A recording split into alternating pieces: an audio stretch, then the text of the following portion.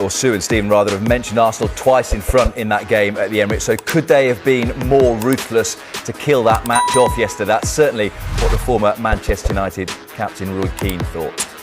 I just worry about that belief and that mentality. We're going, do they really have that belief and conviction that they're a top team and they can really challenge Man City?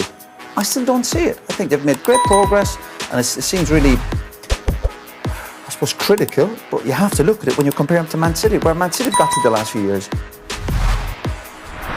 It was an interesting discussion, Stephen, as to how Arsenal should view that, both from Roy Keane and from Jamie Carragher, who was saying that if anything, Mikel Arteta is more similar to Jose Mourinho than he is to Pep Guardiola.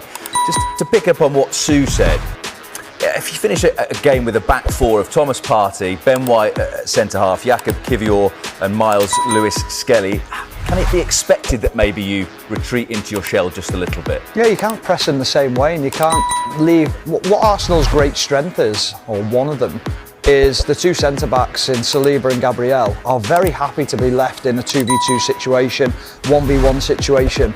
But the Arsenal team that was there yesterday aren't as comfortable doing that. So what you've got to do, you've got to protect them a little bit more.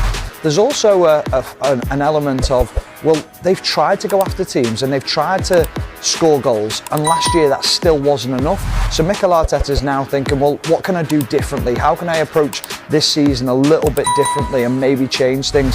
And maybe he's gone, maybe we can be a little bit more defensive once we get ourselves in front, because defensively we're so strong and so well organised.